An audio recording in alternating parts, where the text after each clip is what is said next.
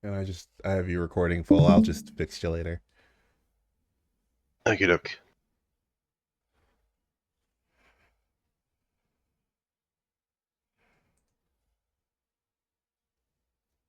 All right.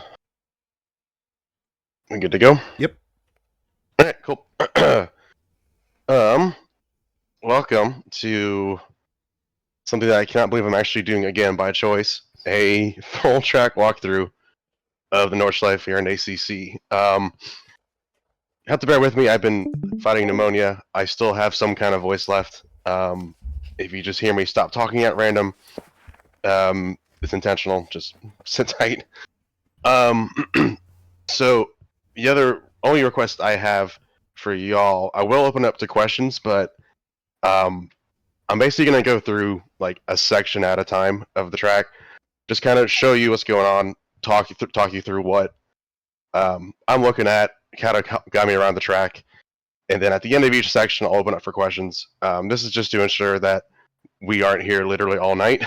So um, I am kind of our resident ringmeister. I was introduced to this track in Gran Turismo 4, which released in the US in 2005. So I have been driving this track in some form or another for 20 years, which is insane to think about. So we'll get started. So as it pertains to ACC, obviously the Nordschleife is extremely bumpy. That comes into play because of Kunos's suspension physics in this game aren't the best. So basically, you're just going to be bounced around the entire time. Um, you'll know very quickly if your setup is too stiff for this track. Um, the other thing to keep in mind is that in real life, there are tech regulations about ride height, and I think even like the wing setting. But I know for certain, at least the ride height is modeled in this game. So if you load up a setup from another track, plop it here into the Nordschleife, you're going to notice that your ride height is about 20 millimeters higher. You can't go any lower than that. It's just kind of a hard set. So that will make a difference in how your car performs, even on, actually, especially on the GP track. Um, and there are a couple differences on the GP track. I will show those. Um, so this is kind of visualization of what I mean by the setup. So this is just a default aggressive. The left is just another random track. On the right is the Nordschleife. You can see the lowest you can go on the front is 70 millimeters um, versus 50. So pay attention to the aero variation and everything. It's basically a completely different beast for this one track. Now this is absolutely critical. So there is a Joker lap that is modeled in our version of this game, and basically it allows you, if you're coming out of the pits, you can bypass the entire Nordschleife, come around the what would be the last turn of the GP track, and start a new lap. You can do that as many times as you need to. So, like if you dirty a lap on the GP lap, you can just do the Joker again, start over. This is only open during practice and qualifying. During the race, there's a hard barrier, um, and I'll kind of show you that as well. So, I will go into the replay, starting first with some of the differences on the GP track. This is the Schumacher S. These curbs are a lot shallower than they are in the other version, especially this one on the inside. So if you would, if normally you would avoid these because it unsettles the car, you can certainly try taking more of it this time. But also keep in mind what I said earlier about how the ride height is much higher. Your car's not going to have the same aero. This is a section where you're gonna probably notice the most the reduced performance in your car. So definitely be careful. The other thing you gotta be careful about, this is the last chicane, the inside curb. Somebody um, decided this was a good idea. So normally you would come through here, just use up all of this, as much track limit as you can. There is now a yellow thing of death here. Um, only on this first one though. The second one, is pretty much just the same. So you can use pretty much all this green stuff here and be fine. This is I would like to know who what their grandfather was doing in the 1930s. That's all I got to say about that. Oh yeah, I should also show you. This is, I'm in a practice session right now. So this is the Joker lap. So that's the last chicane right there. This is the pit exit entry. To the left, this is where you take the Nordschleife. So as you're coming up out of this last turn, to the left is the Nordschleife. To the right, in practice and qualifying only, is the Joker. So if you want to do the Joker, you kind of stay out here to the left, or keep it tight to the right, however you want to do it. You'll notice that there's this is a physical barrier that will not move because people were abusing it. They were just basically taking this at full speed, and this is a very basically over here to the left. You're exiting the Nordschleife at this point, so you're at the end of your lap. You're going very fast, and multiplayer sessions, people were just flying through and crashing into somebody who was about 100 feet away from finishing a lap of the Nordschleife. So don't do that. So basically, you stick to the inside here. You can kind of set up a late exit, so you can kind of get as much of a straight line as you can. Do your best to stay to the inside of these cones. If you smack those, they're not the end of the world. But again, the idea here is that you leave plenty of space for somebody who is exiting the Nordschleife. Because as you can see, they start way back there, so they're going way faster than you. And then in the race, these barriers are gone, and this is your pit entry. Another thing I just thought of before I continue, are you guys able to see my mouse on the screen? Yep. Yes. Okay, cool. Let me just do, just in case, let me, there we go, make it bigger. Okay. So with the basics out of the way, my car is back here. You're going to see me basically entering the Nordschleife. So you see, being very careful with this absolutely horrific curb. Now, normally, again, the GP track, normally you want to set up to the right, or stay up here to the left so you can set up for this corner to the right. But for the entrance, it's a left-hander, so I'm going to immediately swing back out to the right. And this is one of those turns, there's actually quite a few of them, where there is no like perfect brake marker. So you're just kind of doing this one by feel, or by kind of have like a sight picture in mind. Like, I'm roughly this far away from the corner, I should be stopping about now. If you want to try to count, you know, how many red and white ribbons are here, you know, go for it, but kind of not really a good solution as for exactly where to brake on this one.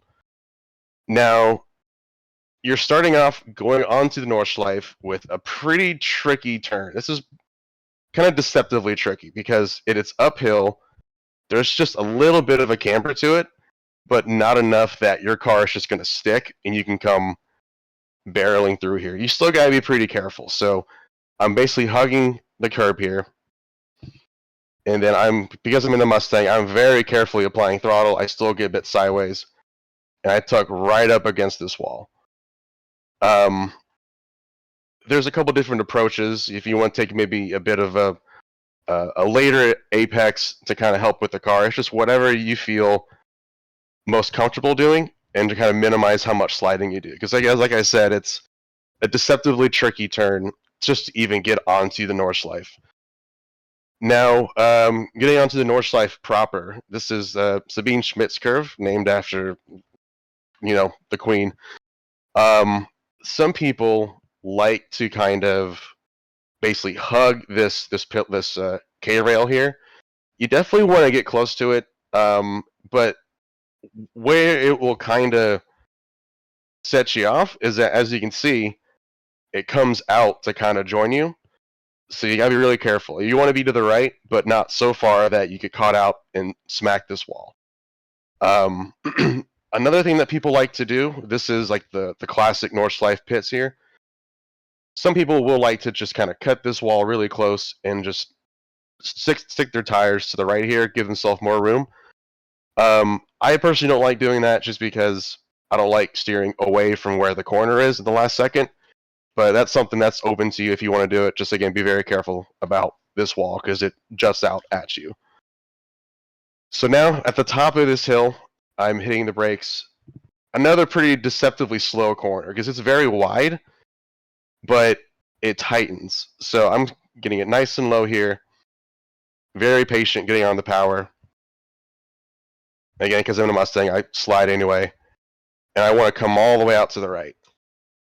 So again, just kind of showing you the angle of this corner. It's a little bit tighter than it looks. It kind of even gives you a bit of a false line here because it tightens pretty late. So this is the apex. So don't turn too early. And while we're here, I'll actually mention, as you can see, the other thing, probably should have put the Nordschleife 101 section, but this is a great visual. See how high these curbs are? That is pretty standard across the majority of the Nordschleife. There are only a handful of curbs where you can safely use them. Some of them are flatter than others. If you don't know really where you are yet, you're not sure, just assume don't use any of the curbs until you know better.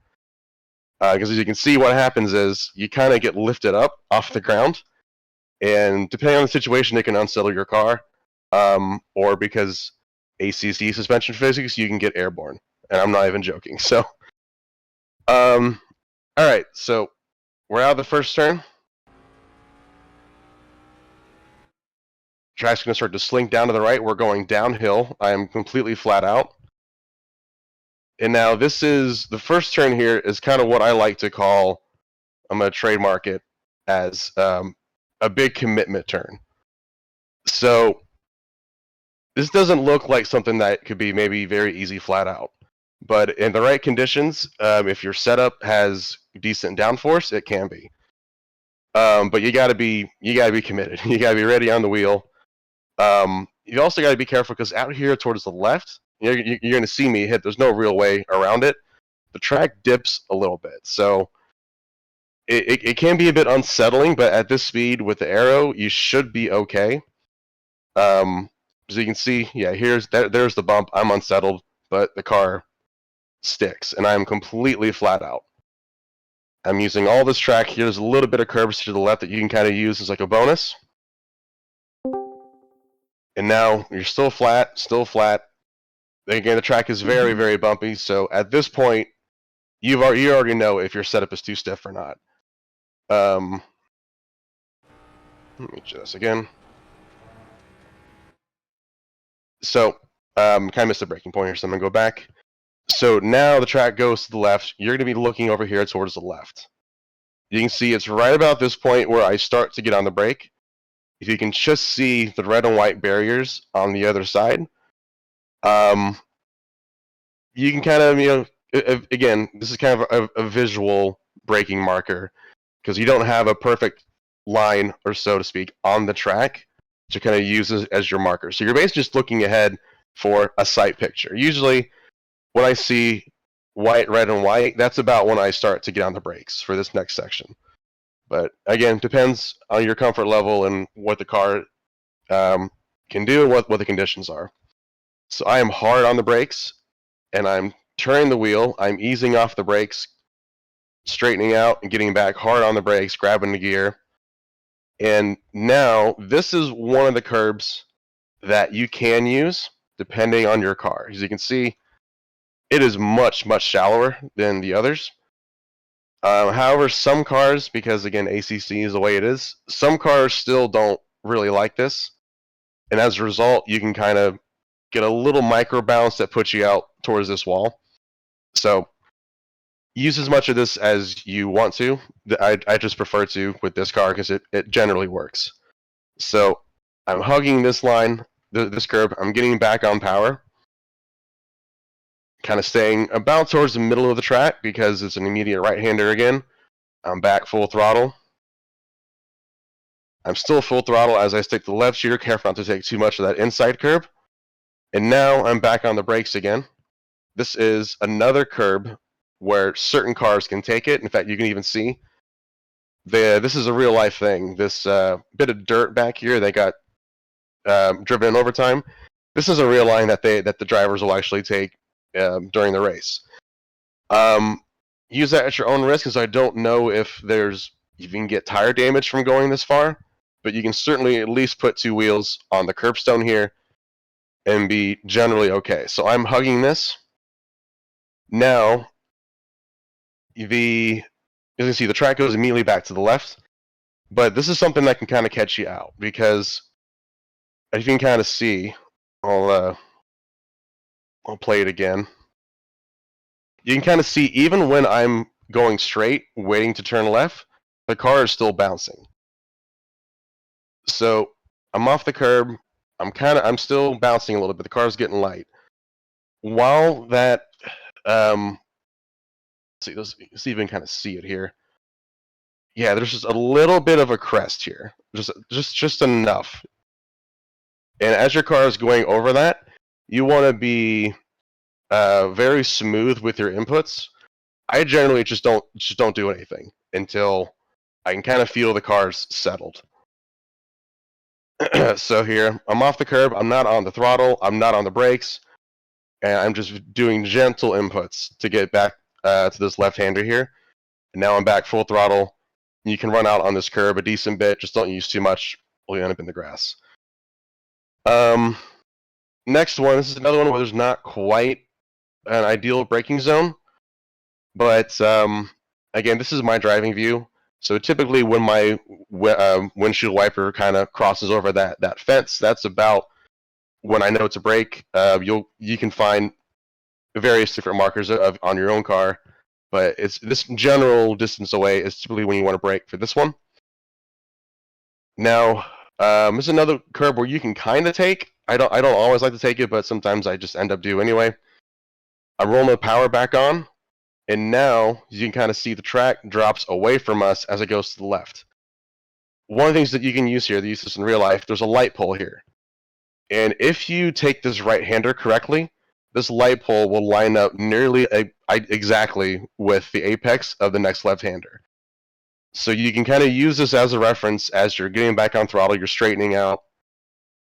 And, obviously I go past it a bit, but I've lined up pretty much perfectly. I just clipped this inside curb, no harm done, full throttle. You can use a decent bit of this, well, actually, yeah, pretty much all of this runoff that you want. And then we're on to probably the absolute fastest section of the track. So what I like to do, I'm gonna kind of try to break this into sections in terms of between big straightaways or whatever, kind of give us a break. I'm going to play the whole section again at full speed, so you can kind of just see what I just talked about and see it, in speed. And if you have any questions at the end, I'll open it up.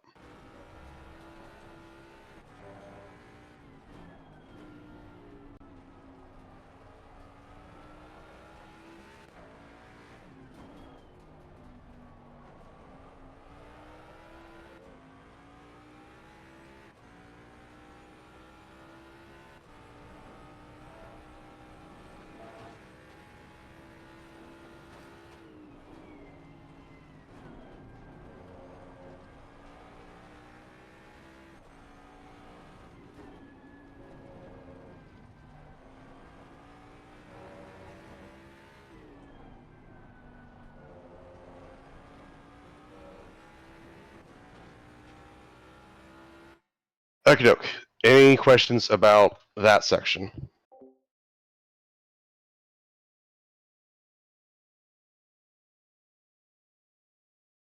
Nope. Okay. All right, moving on. Like I kind of mentioned earlier, there's a lot of high commitment corners. We're about to have 3 of them back to back. So buckle up. This whole section is flat. You kind of track snakes to the right here, so you can take high downforce doesn't really matter in a GT3 car, GT4 car. This is all very easy flat.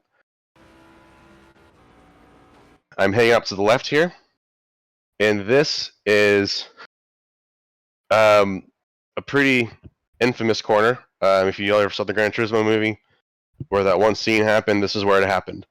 The track was graded down after that, so the jump isn't as big. I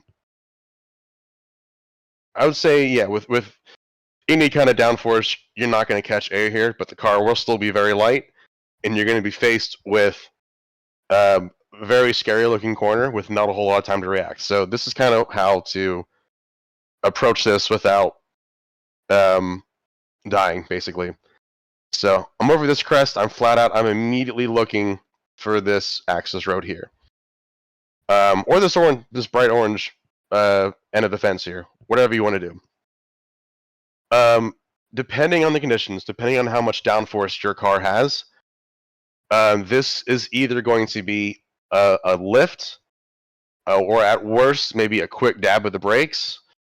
A GT4 car, you're definitely probably going to want to dab the brakes a tiny bit. In these conditions, that's optimal. I'm on my second lap on these tires, so they're not completely fresh, but it's a pretty easy just lift for me. And in the Mustang, it's a downshift as well. So start off by, when you first go to do this at speed, I would recommend at the start of this runoff road is where you lift, is where like your action point is. Maybe you can start to slowly push up a little bit more if you want to, but either way, you can see me lift off pretty much completely. I'm going to pitch the car in, and I'm going to roll back on power as soon as I know I'm not going to end up over here. And it's a double right-hander, double apex, don't touch the curbs. I'm going to do that again.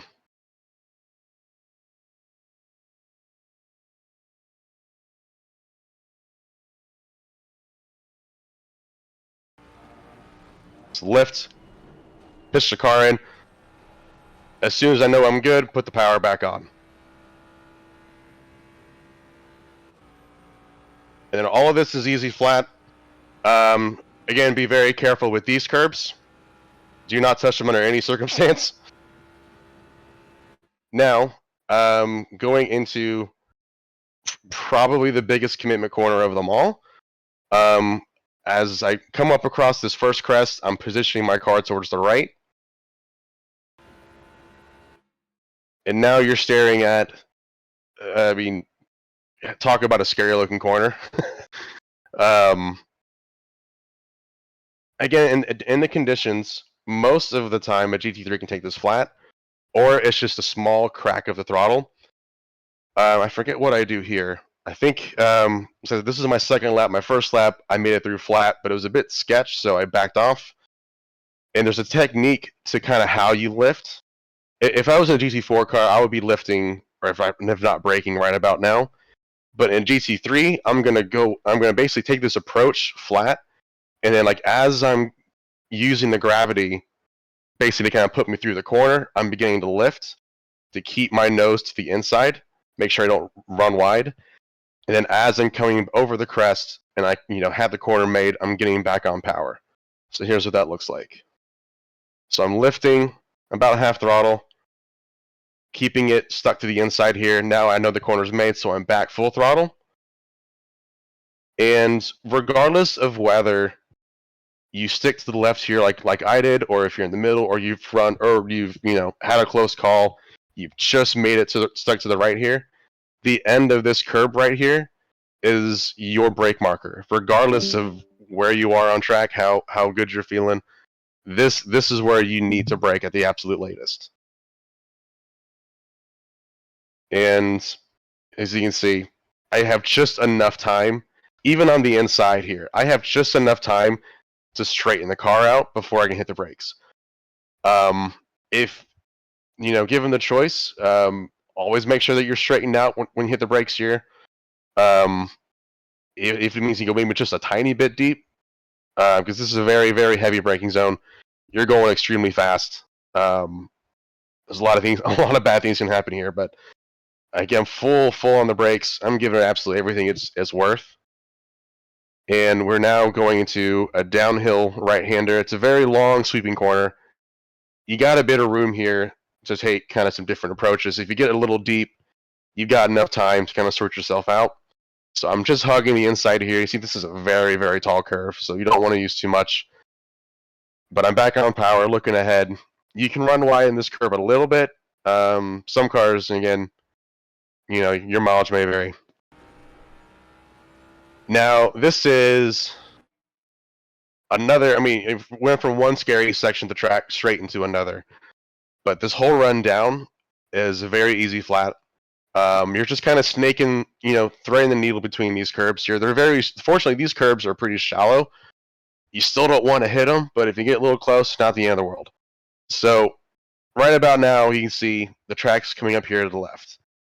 You're going to have a huge compression down here. So you kind of want to give yourself room to has a decently straight line through here. So here's the heavy compression. You're going to scrape. And now you're looking at here like, where the hell do I go? Well, for one, you can see this big white sign here. You can kind of use this as sort of your turn and mark. I'm braking a bit before this. Basically, what's going to happen over here is a blind left-hander over a crest.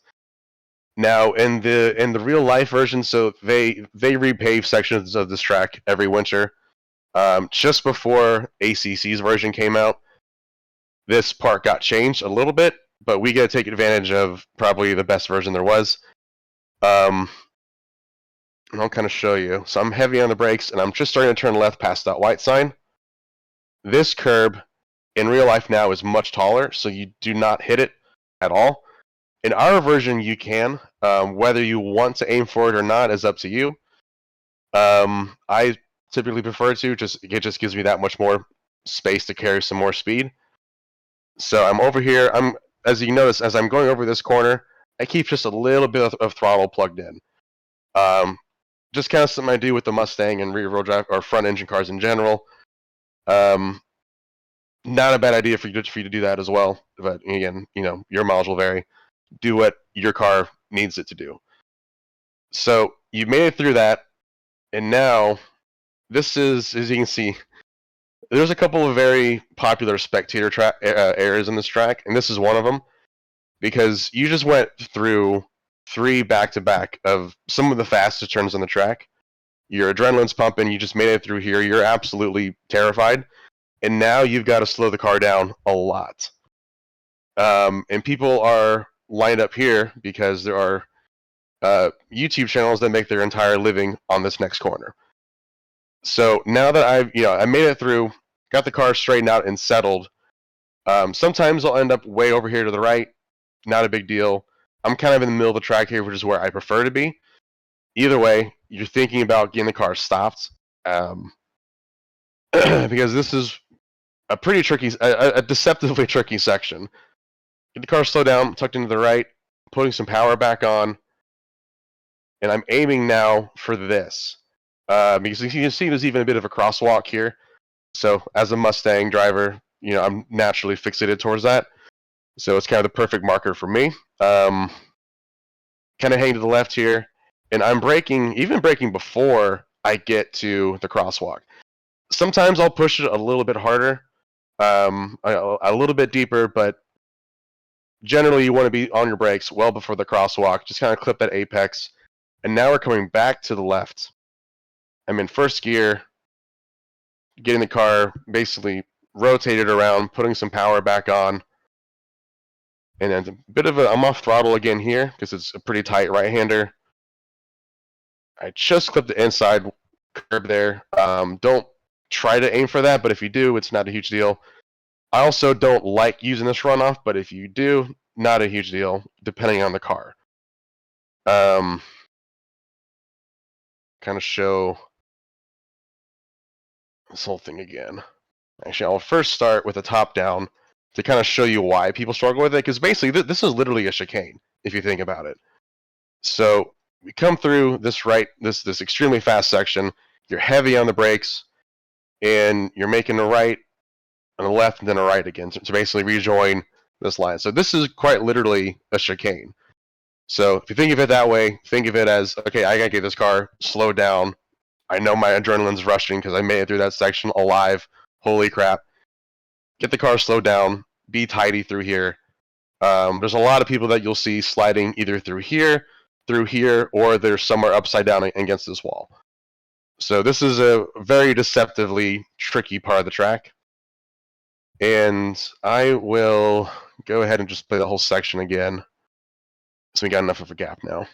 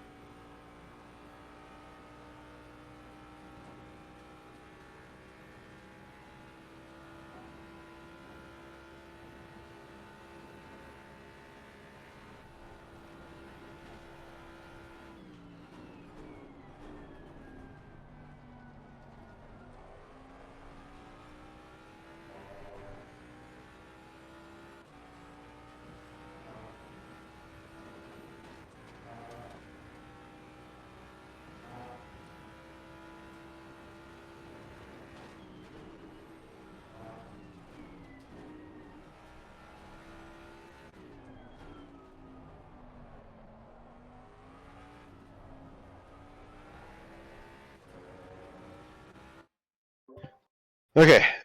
Any questions about that section? I loved your Mustang crosswalk reference. Yep. Other than that, no question. Right on. Okay, doke.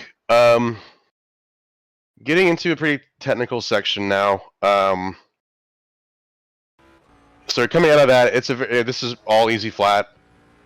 You wave high to the ripple tree. That is required. And now is kind of when we approach another one of those corners where there's not really a great braking marker.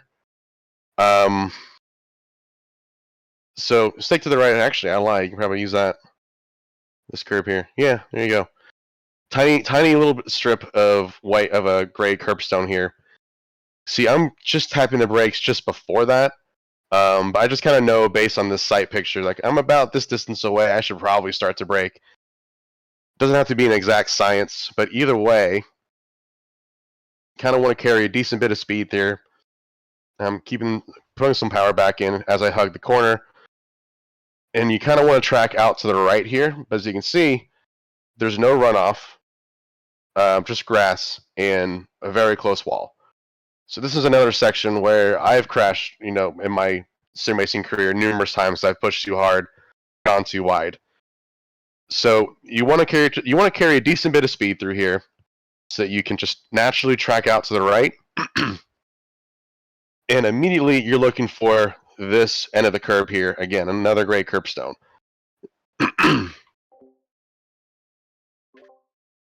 This is about where you want to brake, regardless of which car you're in. Sometimes you can push it a little bit. I think you push it just maybe like half car length. But this is your brake marker, so I pushed it a little bit.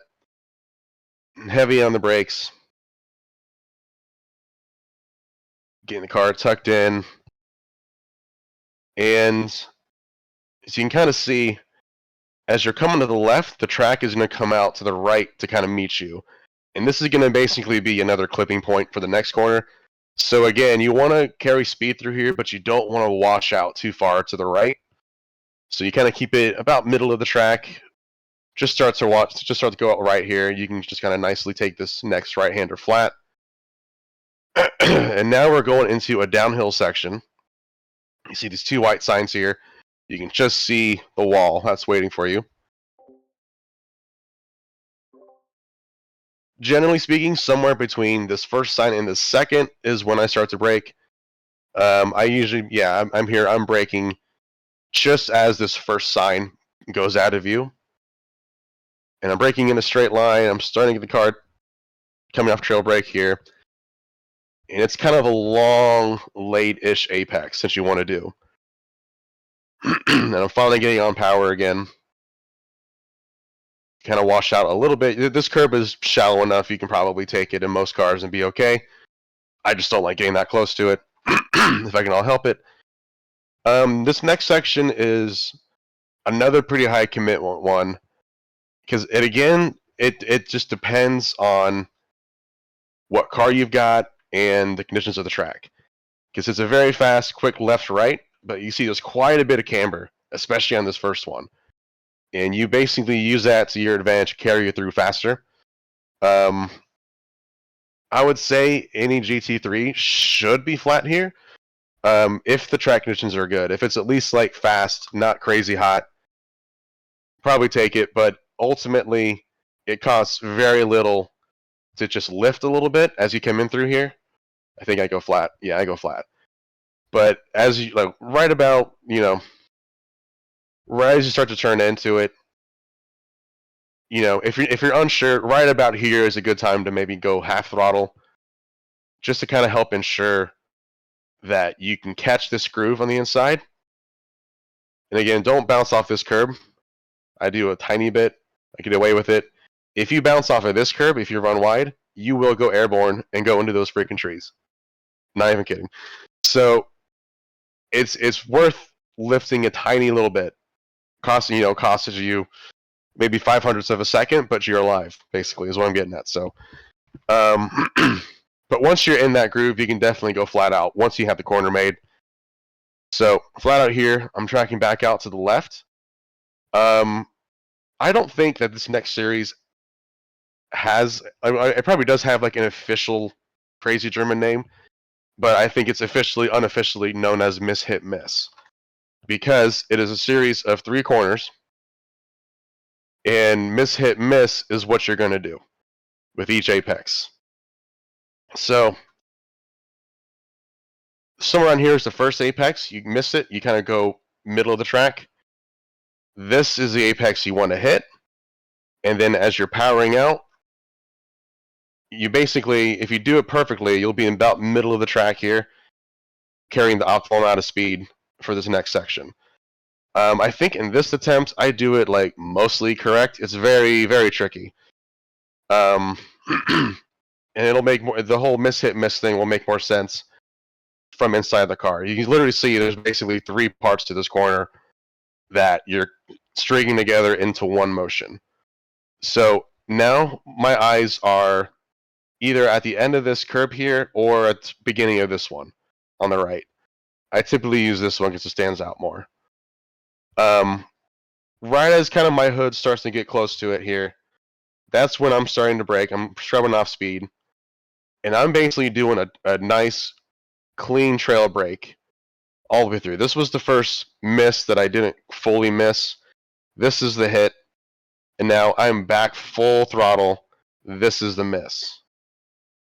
And as you can see, I'm basically set up perfectly for this next section here. Tracked out nice and wide, carrying a decent amount of speed.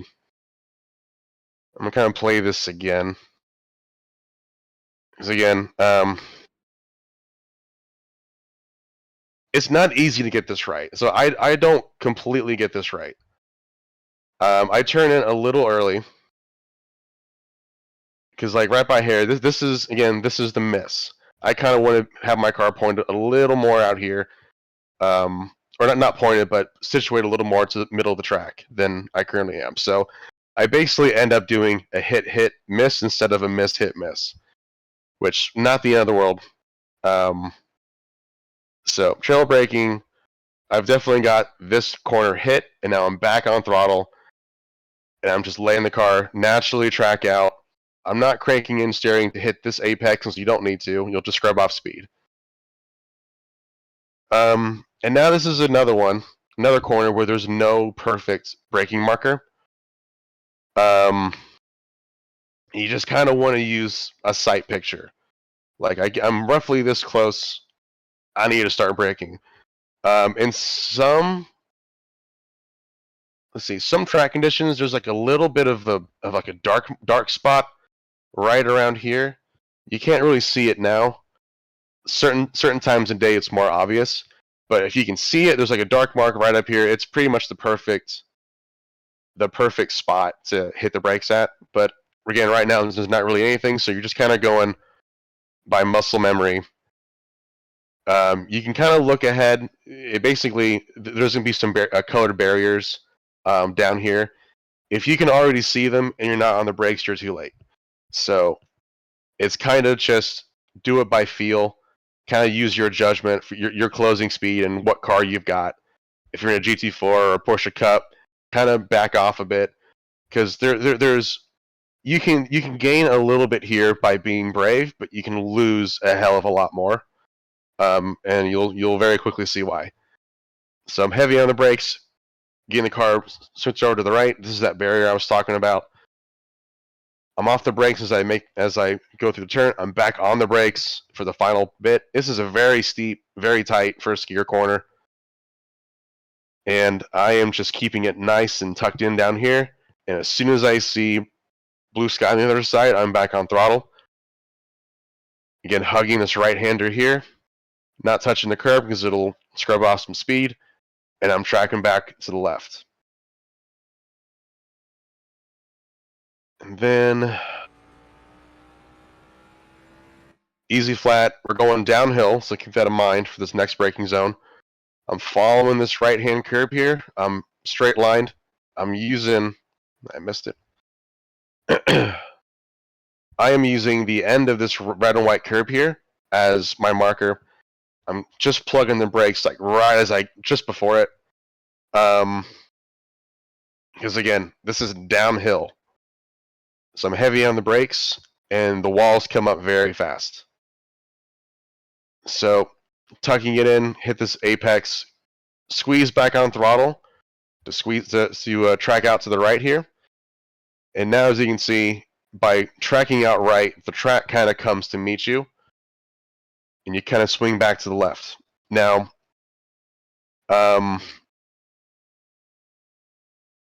you can see I'm several blocks away from this thing, and I'm on the brakes. You can go pretty deep into here because now we're uphill. There's a lot of camber, a lot of gravity kind of helping you out. I personally don't think it's worth the risk because this is a pretty important corner, and there's another one kind of similar to this after that's extremely important. And it's better to get a good exit than it is to be a little bit quicker going into it. So I'm on the brakes here. When I kind of see this Yokohama sign for X-Mula, it's about when I want to be back on power. It's kind of a quick late apex and just mash the power to get out of it.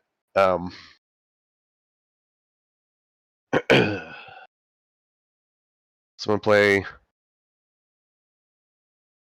this section again because it's just a bit of it's almost like it's one fluid motion that almost to it. It's like, I mean, there's two corners to it, but if you take it right, it's super smooth. You're not doing a whole lot with the wheel. You're just gently nudging the car back to the left here. I'm straightened out, line up on this curb. I'm braking, giving myself plenty of time to make the car slow down. Trail braking in. I'm looking for that Yokohama sign. Applying power, and I'm just naturally letting the car track out to the left. It's very, very easy to use too much at this curb. If you do, you kind of get bounced around, lose a bit of time. Any time when you're not perfectly settled on power up here, you're losing quite a bit of time because not only are we going uphill, you now have a nice pretty big straightaway. And it's with that when I will go back and play the whole section again. We started at the Rebel Tree. So wave to the Rebel Tree.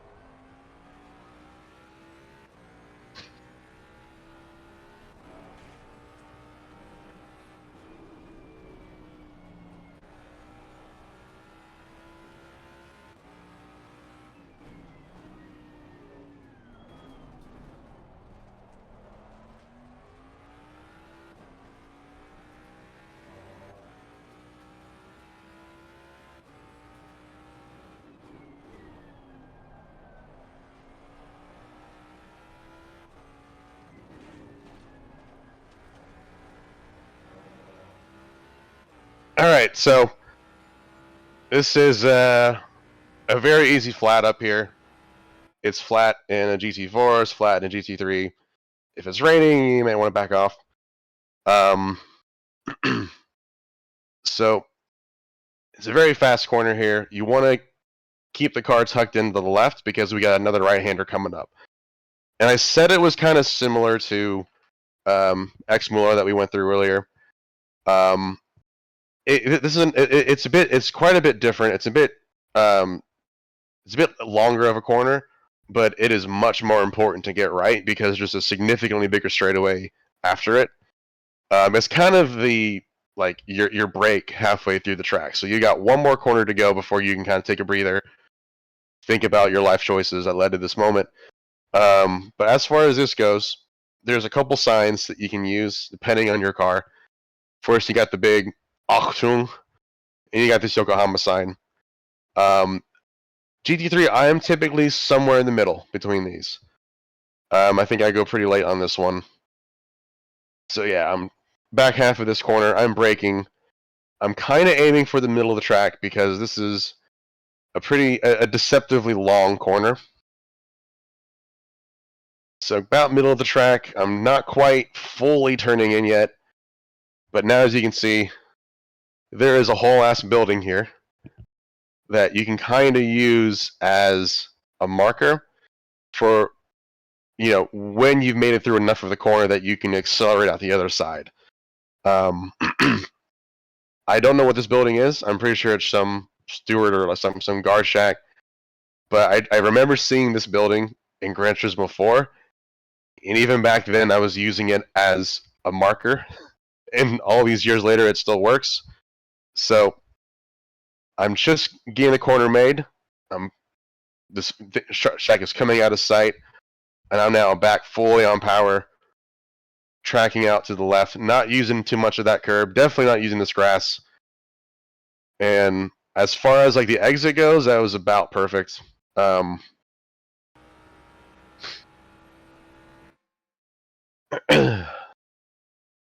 So again, braking halfway between those signs,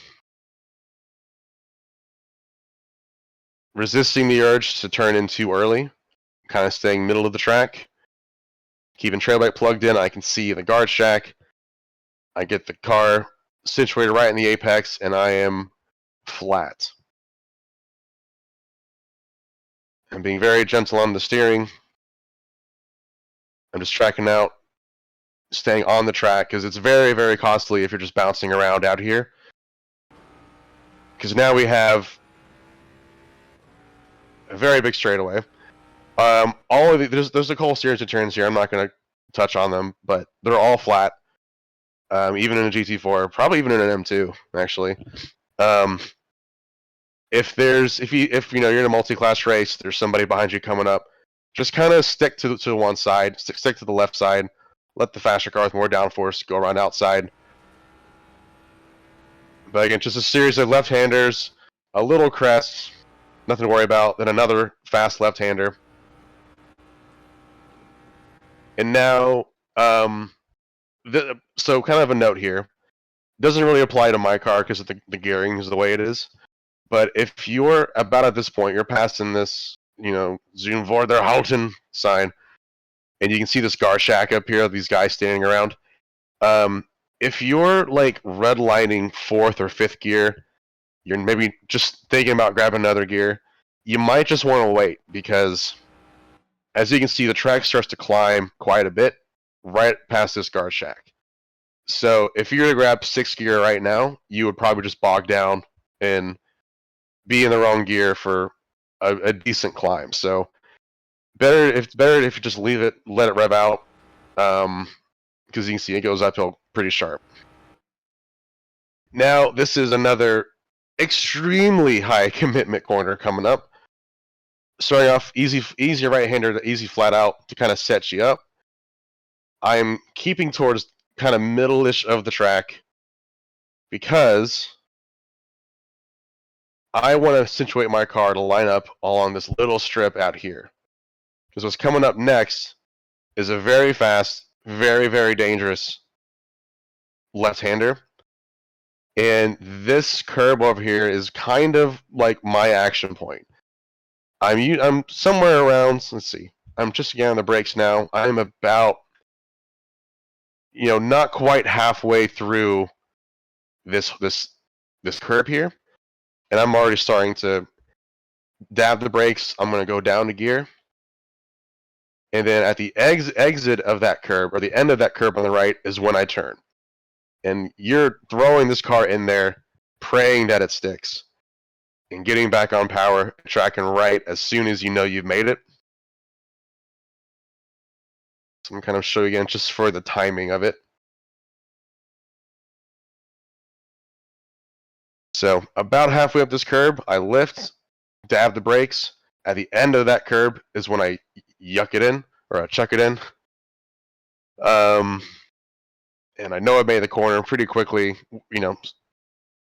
It'll become pretty obvious pretty quick if you've gone too fast through this corner or not. So I plug the power back in as soon as I know I'm good. And now I'm kind of slowly, gently going back over towards the left side of the track. So you see there's another crest here, and the track just starts to go to the right. Now, basically, there's this, I think it's like a mile or kilometer post here. Basically, as you see, I'm pretty much like perfectly lined up with it. This is just kind of a visual aid, just kind of lets you know that you're pointed in the right direction. You set the car up in about the right spot. So that's just a little thing you can look at to kind of help here as you go over this crest. This is another flat out GT4, maybe flat, maybe a small lift.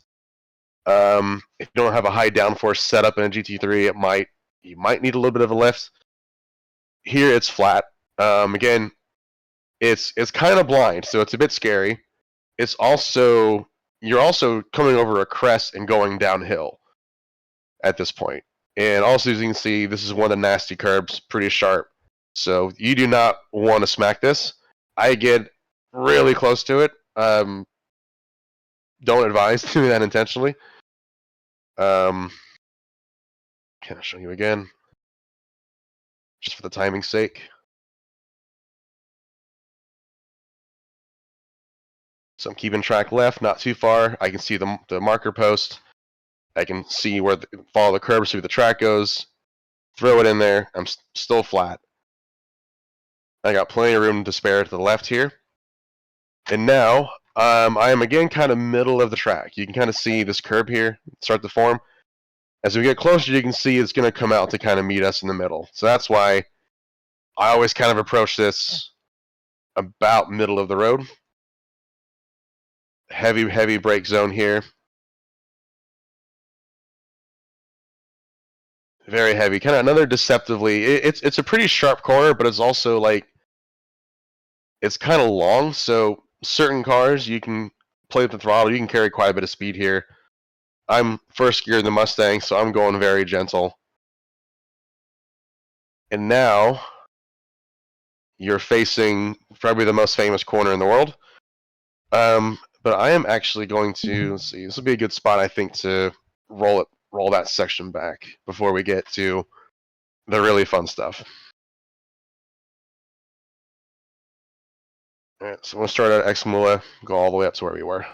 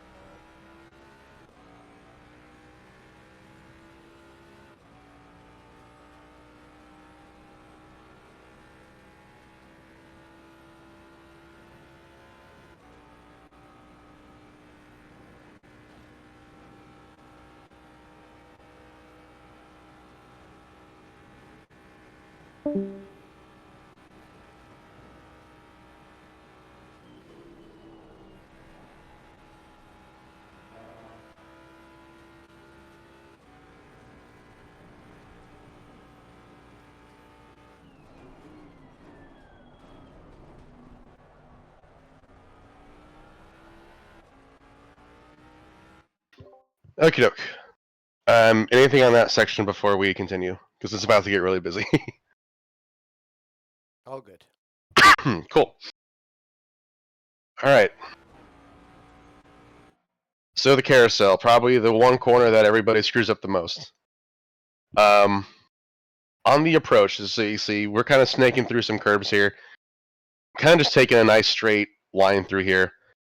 And in other versions, I think even in AC1, definitely like in iRacing, I was watching a real, like, a lap, and a driver commented there was a big tree right about here that stuck out above all the others that they used to kind of line themselves up. I don't know if that tree's gone or if Kunos just forgot about it, but in the meantime, you can use that porta-john. You're kind of lining up on that, or or the tent, somewhere in the middle, either the john or the space in between. Definitely not here. That's too far, but you're kind of lining yourself up as you approach. And the way people get themselves in trouble at the carousel is that they try to like force their way into it. You don't really drive into it as much as you fall into it. And if you line up right, you brake at about the right spot, which for me, typically, I'm referencing this big white hash mark here, this graffiti on the track. It stands out. I brake before it disappears under my hood, and generally speaking, it works out every time. So, looking at the white mark, looking at the porta shitter, I'm lined up. I'm going to hit the brakes. I'm going to go down to first. And as you can see, I'm pretty much lined up without even having to turn my wheel at this point. You just kind of fall into it, catch the banking, and carry it around. So I fall into it. I'm just now starting to put some steering in. And basically, the game from here on out, plug in a little bit of throttle, just enough that you don't just shoot out the other side. And any input you do with the steering, be very precise, very careful with it. Because if you, basically, we're going to see about how well I did. So, as you can see, this banking is pretty intense. And the normal asphalt down here, basically the banking doesn't line up. So if you put two wheels too far down here, you're going to kind of be in this awkward situation where your right side has significantly more grip than the left, and your car will kind of get a bit out of shape. You might even spin or kind of have a moment. You got to correct it. So you can touch it a little bit. I touch it here. It's not the end of the world, but you don't want to straddle this gap, basically, this valley. You want to have as much of your car into the carousel as you can. And obviously it's important, like I said, to not use too much throttle, because if you come up too high, you're going to fall out. At best, you're going to lose, I don't know, probably close to a second. At worst, you're going to hit the wall. And a side note, if you're a multi-class, if you're a GT4, a GT3 is right behind you. It's a good move, a wise move that just basically you can take this asphalt line all the way around. So if you don't want to do the carousel, you can just bypass the whole thing. Again, in a multi-class environment, it's a great thing to do because the GT3 is going to be coming through a lot faster than you, and it's a great way to let them pass. But if you're, in a race, same class, screw it, just do this basically. So again, I'm being very careful with throttle.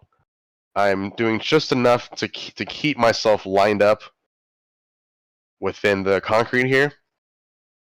And now I'm starting to think about the exit. You can see daylight. What you want to do, you kind of see the way the track,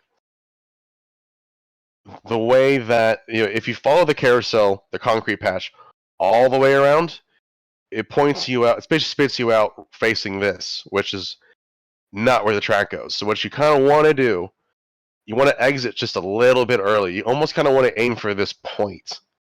Or there's like a little black mark here that you can kind of use as like a visual reference to kind of aim for, because you want to exit like this and not like this. But you also don't want to go too early, because if you go too early, you'll run over that curb. Bad things happen. So you want to be very careful. As you can see, as I'm approaching this, I'm already picking the power back up. So I'm straightening out. I get that just about right, and I'm full throttle, and I'm perfectly situated for this next right-hander. This section is easy flat. You're starting to go uphill.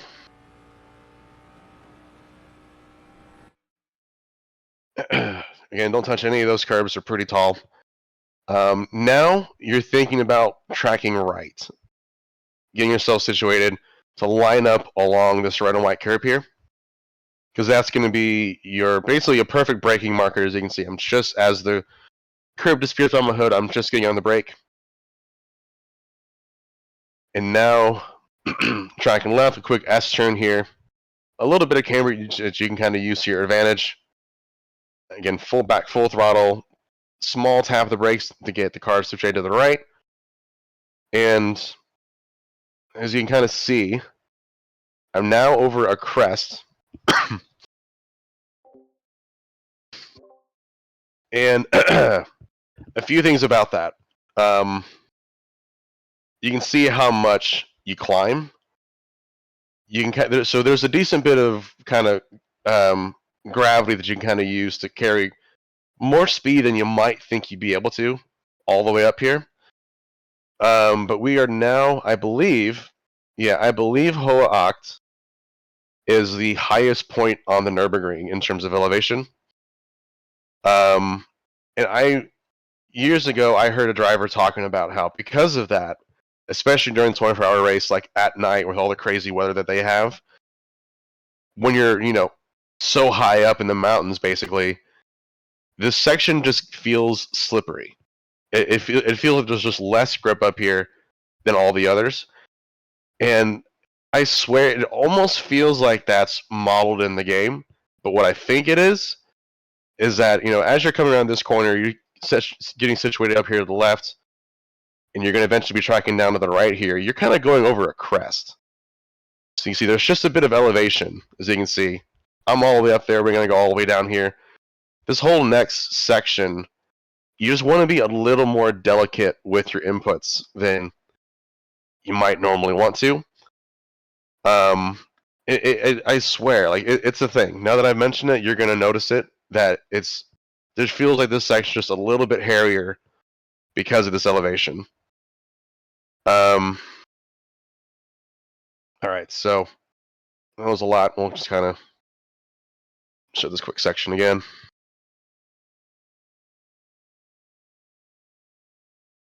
All right, so braking at the start of this curb, turning in just before the end, getting it tucked into the left here, back on full throttle just for a split second, maybe a small tap of the brakes, or even just a lift in certain cars. Again, not using that curb. Tracking out to the left. I don't like using this curb either, because everything I just said, car's kind of getting light. You don't want to introduce another element to it if you don't have to. Now back on the brakes again, keeping it nice and tight. Again, being very patient with all my inputs, very smooth. I'm back full throttle. Tracking out to the left. And basically, you're about to be extremely busy for basically until you get to the next straightaway. So, again, keeping it flat. I'm tracking back out to the left here. And I'm going to start looking towards kind of where these tents are. Paying special mind for another dangerous curb here. I'm keeping it flat. And right about here, I'm going to start to lift off to keep the car tucked in here. I want to exit, basically split the middle right here between this curb and this next curb. I want to be like dead in the middle of the track. And I pretty much am, because the next thing we're going to do is go downhill pretty rapidly. And this is sort of, you can kind of think this is like sort of a double apex, this left-hander that we're on. Because I'm in the Mustang, I like to just kind of keep it tight so I don't wash out too much. I also like keeping it tight because these two curbs that are coming up next are some of the only ones in this section that you can generally use to your advantage. again, the way ACC works, sometimes your car will just glide over them. Sometimes, especially this next one, if you hit it, however it thinks is the wrong way, you'll just kind of lazily bounce off track. But generally, these are two curbs that you can use, so you keep it tight around this left-hander coming downhill. Eventually, when it opens up, you can see I'm putting power back on, putting two wheels on it, and then I'm immediately flicking it back to the right. Not quite full throttle. I'm just clipping that curb, and I'm back on power. You can run off on this a decent bit if you want to. And you're going to stay focused on, again, the end of this curb here on the left. That's going to be roughly your braking marker. Maybe a little bit early, play it safe. And now, again, you're going uphill sharply. You can kind of use this to your advantage to help keep the car stuck, kind of carry more speed than you think you would for a right-hander that's this sharp. But again, being very patient, I'm just kind of balancing a little bit of tread brake, a little bit of throttle. And I get on throttle pretty early because I am anticipating this white Remus sign. And generally speaking, this is going to be a safe marker for you to get back on throttle.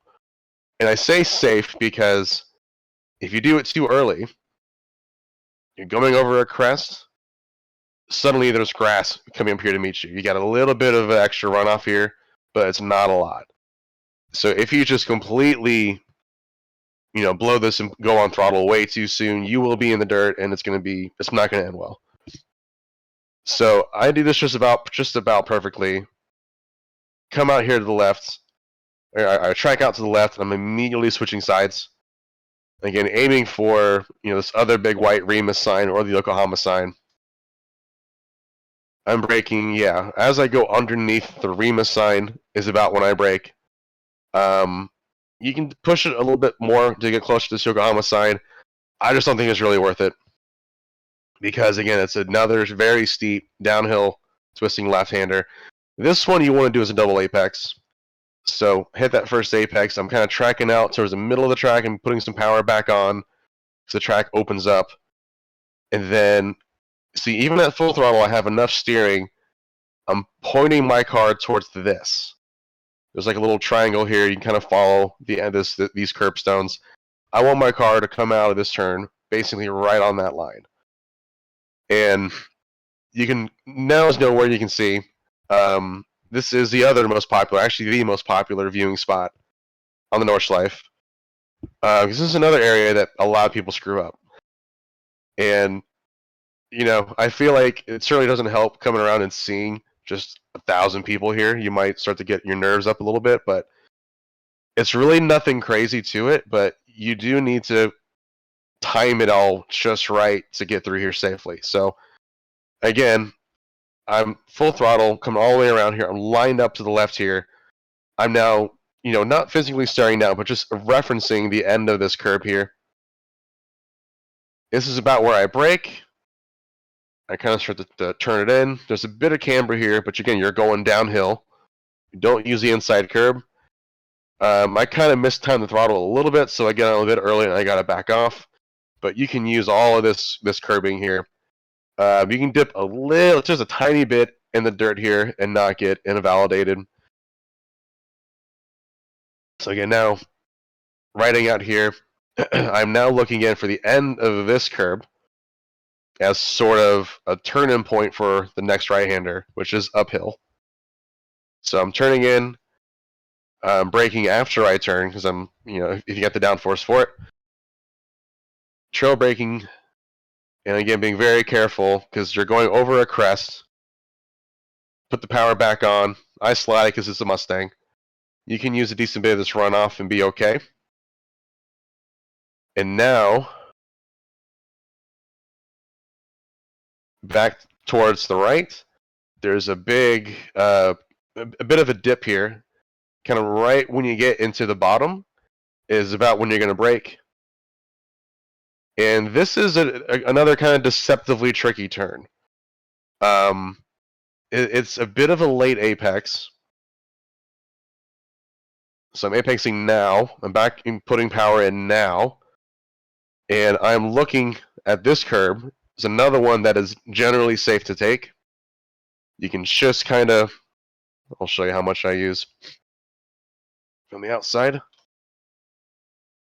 So you can see, you can pretty much straddle this. You can put your right sides on this with very little consequence. I mean, if your setup is horrible, it's probably still going to be a bad time. But generally speaking, you're okay to use that much. And then I'm actually going to call it there for this section because, again, this is a lot, and it's going to be this is an extremely busy part of the track. So I'm just going to kind of play that whole section again, just so you can kind of see everything I'm talking about, but at speed.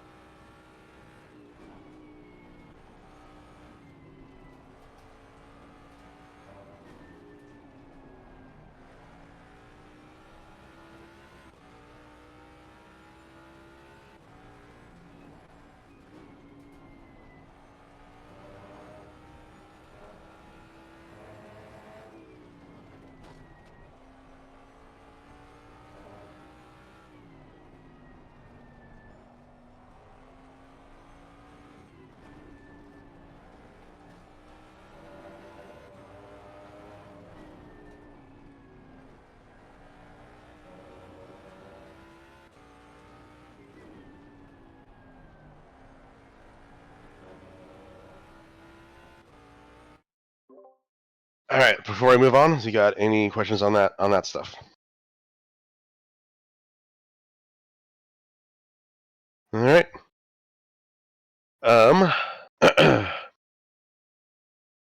So approaching another very tricky corner here. The approach is nothing special. You're flat out just kind of snaking between these curbs, not touching them. This is one of the spots in the track where you're going to get airborne, pretty much every time. So you can see, as it comes into view, that's a big old dip. Doesn't matter how much downforce you have, you're going to get off the ground. So there's a few different things, a few ways that people will do this. The thing that I find works the best in ACC, again because of our kind of suspension model, I tap the brakes before I get to this crest. I release the brakes completely, or at least I try to. And then right as I'm compress on the other side again on the ground, I'm back on the brakes. Some people in some sims, they can get away with just yeeting over this and hitting the brakes, rising to touch the ground, but I don't think that works very well in this game. Feel free to try it if you want, but as you can see, as we approach, I tap the brakes, I release because I'm airborne, back on the brakes, rise as I compress, getting the car tucked in for this a double apex here from this right-hander. Plugging in some power. You can probably plug in more, but I'm in a Mustang, so I can't. Hitting the second apex, and now, as you can see, why am I not tracking more to the left? Why am I so far to the right? Because as we come over this crest, keep your eye on this curb on the left, because you'll see why. Once again, it comes out to meet us, but this time it's from behind, this crest. That can catch a lot of people out. As you can see, if you gotta check up on your line and tighten it all of a sudden, there's not a whole lot of room over here for runoff. So you want to exit. You want to basically take this double right-hander here after the jump. I think this is called Foxhole. No, Flance Guard. I'm stupid. Blame the ammonia. Basically, from basically here, you're thinking, once you hit this compression, you're thinking about braking for this next corner. And then as you're going through these next two right-handers, you want to think about setting yourself up for that blind left-hander at the top of the hill. Because you can carry a lot more speed through here than I currently am. But as you can see, it's just not worth it. So you track out to the middle, you can anticipate this curb here to the left, and you get a nice perfect run. Around here you can set up track right again. And now we're going to have another bit of a blind corner. I'm anticipating because I know it's here. But you can just kind of see it poking its head up. There's a little cone there. This is another blind corner that you want to just clip at the right time. This is another part where your car gets slightly airborne. So keep that in mind as you're, making steering inputs. See if I can actually capture it. Basically, once you set up for this corner, this left hander that we're in right now, basically you set up for it. You set your steering angle, and you really don't do much because your car, as you can see, I got 1.5, 2 wheels, 3 wheels off the ground. And I got 3 wheels completely off the ground here. So basically, this is a corner where less is more. And it's all about your setup.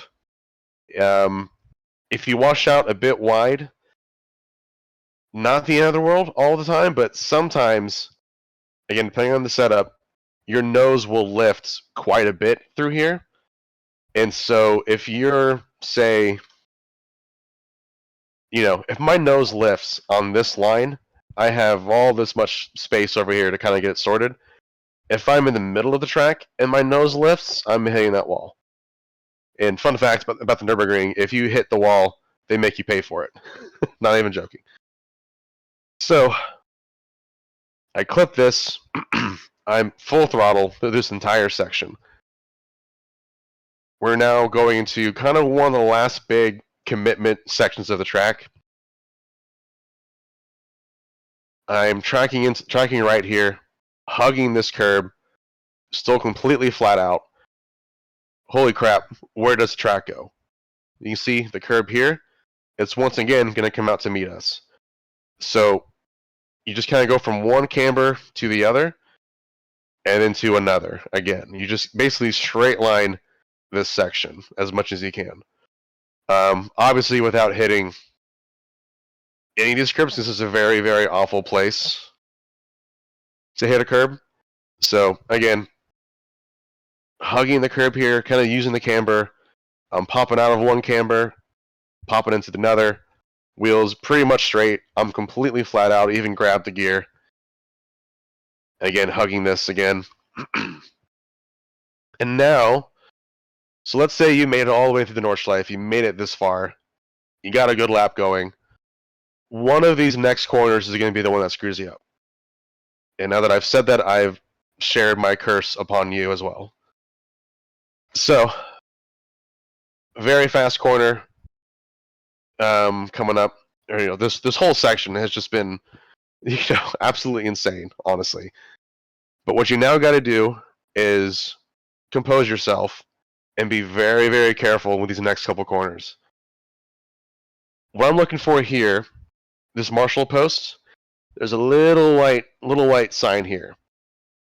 Generally, this is about where I brake. But that's, again, keeping in the context of, thinking about how your car's performed up until this point.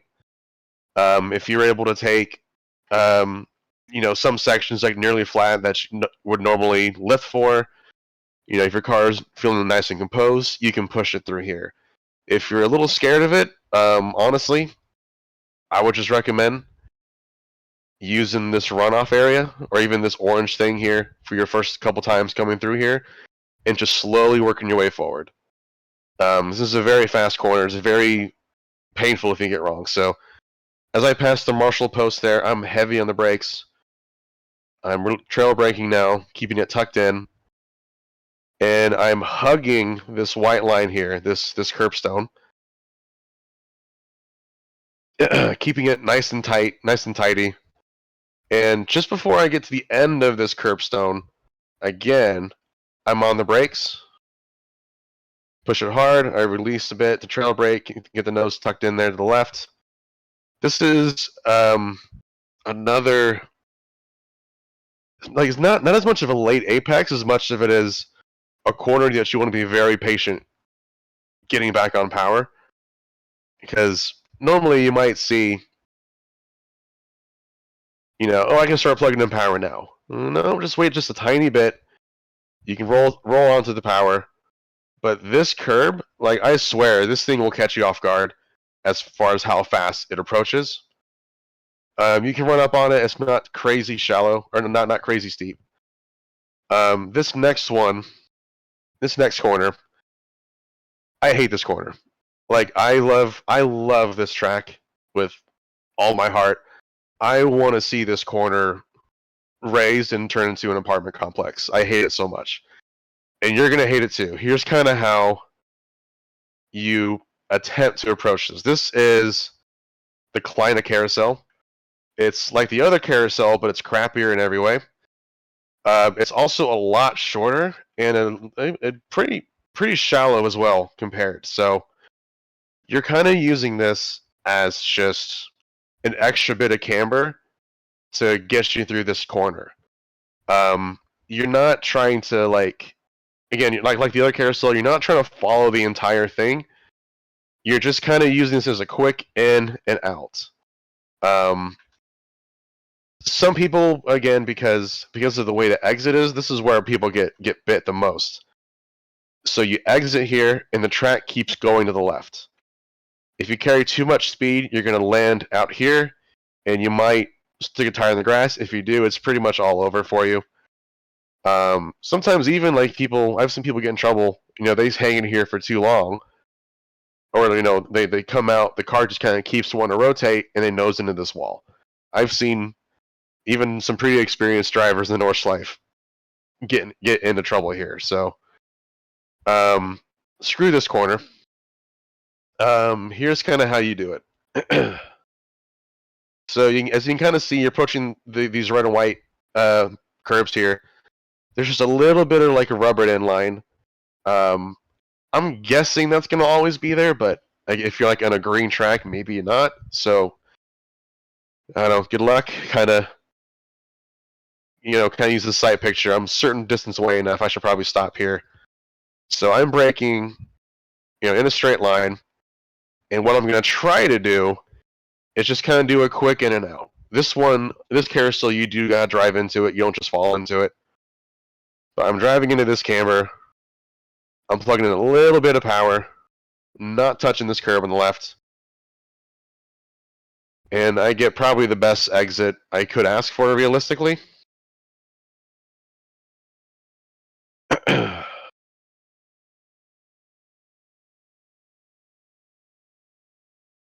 So again, trail braking, getting it tucked in. I'm aiming to put my right wheels just right in this groove here, not really up here because you won't catch it, and just kind of thread the needle between this joint and this curb. And when I can kind of see daylight, I put the throttle back on, exit a bit early, I get some air, and I'm situated pretty much perfectly, right in the middle of the track, nice and safe.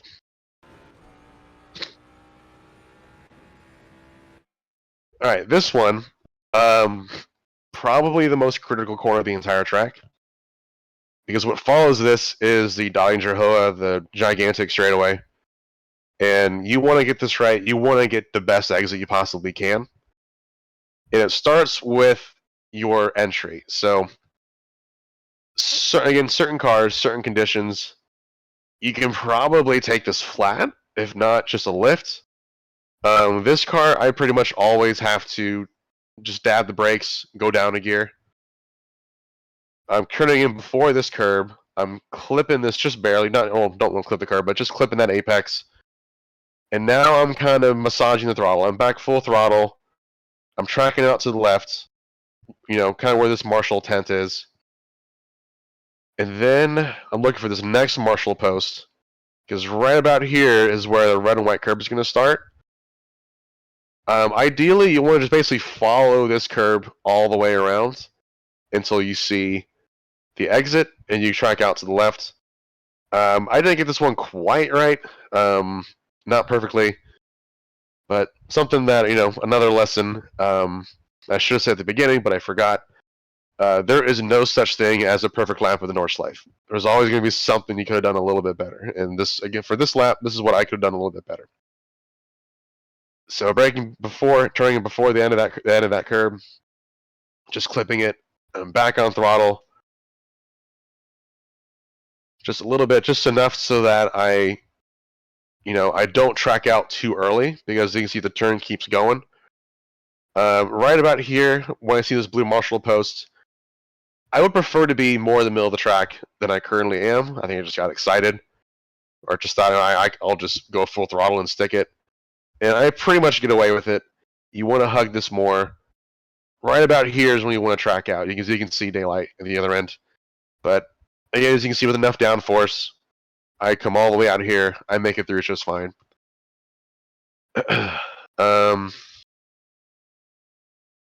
See, I'll just quickly go through this before I do the whole section. Another fun fact. Every time I come through here, I always just kind of stick to the left. And this is something that I learned from a real driver when they were doing like a walkthrough somewhere. They typically stick to the left along here, so that way the crosswind gets blocked by these trees. So I don't know how much of that crosswind is you're really going to notice in the game, or if that's a thing that's modeled, but ever since I heard that, I've always stuck to the left, and now I think you will too, because they're drafting off of freaking trees, basically, and I think that's really cool. So this is easy flat. As you can see, again, we're going downhill. It's a big climb, so kind of how I mentioned earlier on the middle straightaway. If you're at the point where you're about to go uphill, and you're just redlining fifth gear, just keep it in fifth.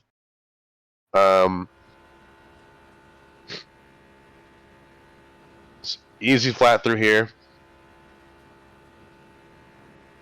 When I get to the Bilstein Bridge, generally kind of just I stick out a little bit halfway through.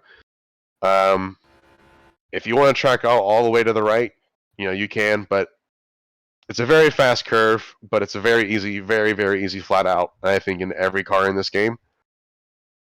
So I'm just tracking left here. And now we're finishing the Nordschleife with, I talked about big commitment turns. This is a big commitment braking zone, and it's, the last thing you got to do before you can taste glory at the other side. So, sticking flat, I'm hitting this compression. Now the track does a little S-turn here, so I fall to the left. Again, don't bounce off of this curb. I'm still flat, tracking to the right, heavy steering input here, or just enough to get the car turned around. And now, the things you're looking at are the end of this curb, and there's a little apex there, kind of where the wall is. Maybe like a car length or two past this curb is where I typically brake.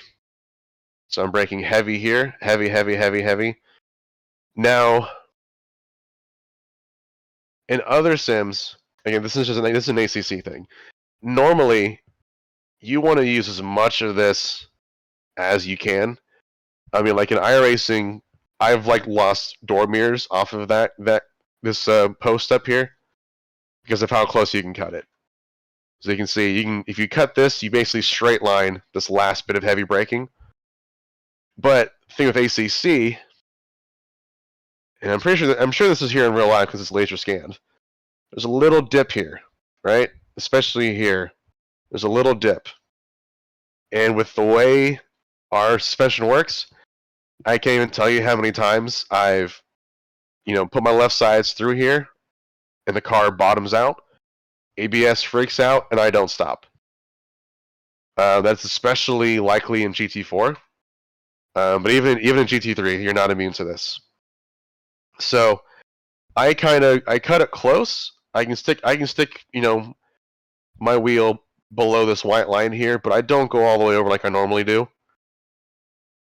But as you can see, if you do it right, you can kind of straight line the braking zone, the final heavy braking zone. And then this is a curve you should be able to use. Get back on throttle. And then one last little potential curveball. You're on throttle, full throttle, and you got to do a little bit of a kink here, a little bit of a shuffle to the left. In some cars, like especially something tailhead like the Mustang, it's very easy to kind of run wide and just tap this wall a little bit. But generally speaking, this whole the last exit here is an easy flat, depending on the conditions. But just be very careful to not kind of get a wiggle and smack this wall. And that's the end of the Nordschleife. This is the pit line. Again, in the race, those barriers would not be there. You would just follow this line and dive in, hit the brakes. Otherwise, you continue to the left. But I will do... We got to start that whole section after... Yep, after here. So we'll do that. And then we'll open up for questions for the last time.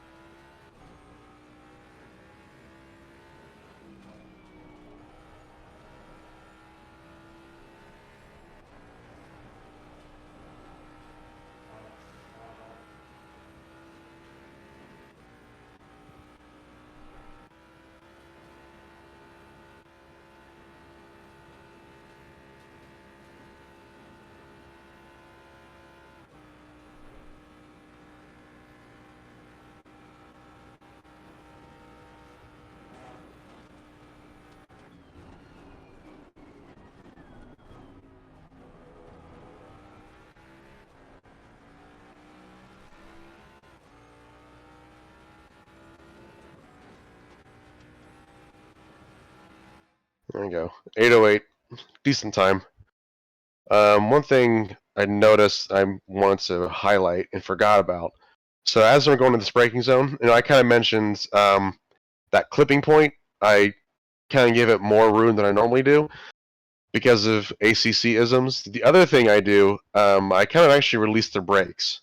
So watch my braking input. I'm trying to turn in for this thing. I ease it off a bit for this section just to absolutely be sure that the ABS doesn't get freaked out from that bump if I do hit it. And then I'm back on the brakes for the rest of the turn. Again, because of this, like normally, I feel like in iRacing, I'm normally braking like way up here.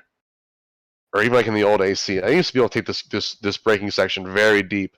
But because of the way ACC works, because of that bump, I find it's better to just kind of break it up into almost two braking zones and just kind of help preserve yourself.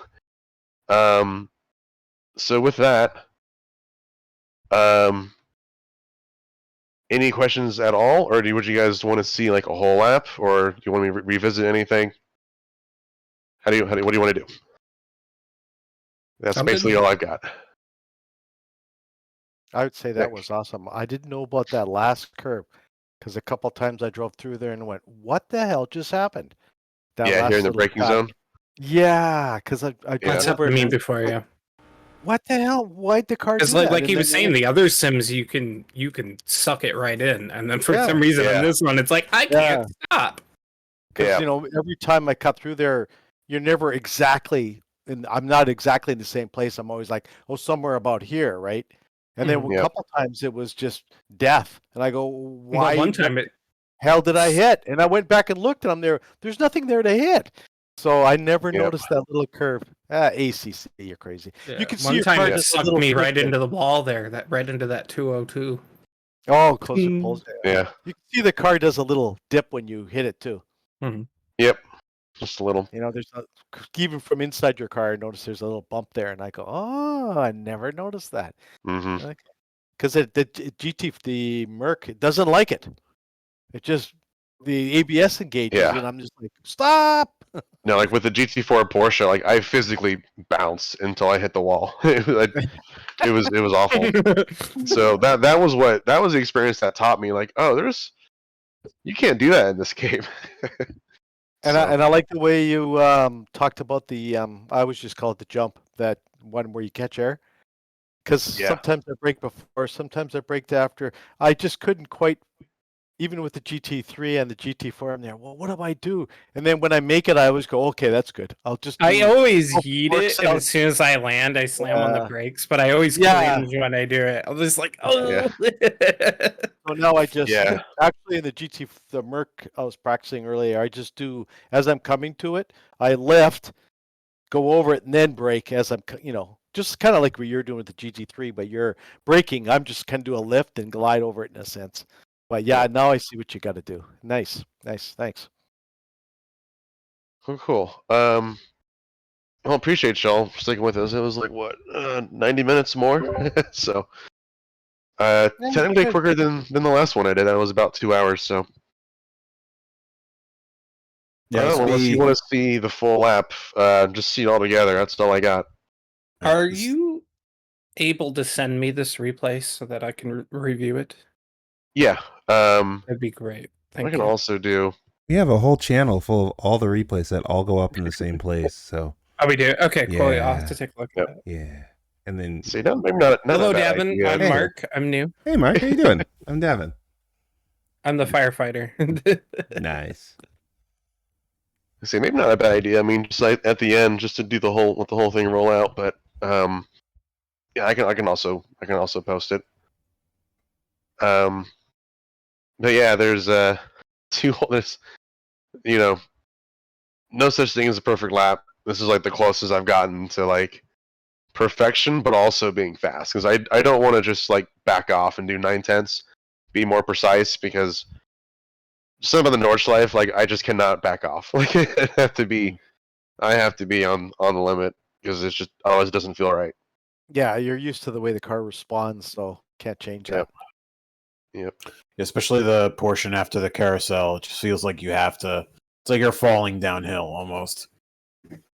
Yeah, I mean that section between the two carousels, I think it's just the most fun bit of tarmac anywhere in the world. And then they ruined it with the second carousel. So I did a ride along on that track, and I thought I was gonna die. yep. Oh, I guess so. Yeah. I've been on it in real life. I was like, I'm gonna die. Yeah, for sure. Every time I'm with you on that second carousel, Greg, every time I go through there, I come up to it, I drive through it, and I go, "That's just stupid." That's all I say. That's just stupid. Like, why even put it there? Just make it all asphalt. That's just stupid. But Yeah. that's the way the track is. That's why it's famous. Yep. Or put a hotel there, like you said. That's good. No, thanks a lot, man. That's really good. Thanks. Again, thank you. Yeah, of course. Yeah, super helpful. Now you just need to do it in a real car, like the M4. Yeah. Oh, Yeah. okay. Bring money. Bring me Yeah. money. Bring it. Anyone who brings it up, just bring me money. Bring me money, and we'll go. No, I was just saying he did it in a Ford Mustang. He needs to do it in a real Oh, car. I see. Oh, okay. Yeah. We'll beat him up and then bring me money.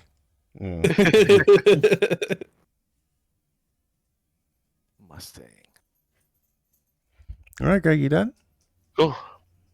Thank you. Yeah, I think so. All right. Yeah, I'll post the replay, and Yeah, I'll get that downloaded just so I can go over it. yeah, there's two laps that actually a couple laps that I did. This lap 2 is the one that's good. So I would assume that the aggressive preset setups would probably be too stiff and too low. No, so it's they each have their own, like there's a a separate Nürburgring setup for every car, or not Oh, separate so setup, it's but like so it's when- kind of when- like when you track load, specific. yeah, to an extent. Okay. Like when you load the default aggressive on the Nordschleife, it's gonna have the right, the minimum ride height because it has to. It might generally be a little bit softer. When they actually released this, they actually had to redo the dampers in this game because otherwise it wouldn't work. Right. So you can definitely start with the default aggressive. It should generally be okay. I think all the Yeah, what- Nürburgring default aggressives are unique to the Nürburgring. So the ride heights are all different. So if Yeah. you take like a Barcelona one and bring it to the Nürburgring, the car feels like shit because it's way too low. Because like the actual track has legal limits of how low the car can run. So they had to reformat all the ride heights for all those cars so that they actually Right. fit. Yeah, Larry. I met with Larry. He taught me basic, air duct, brake duct, and tire pressures. So that's what I've been kind of going through all the tracks and kind of setting that up for different temperatures and different conditions. But yeah, it's still fresh, still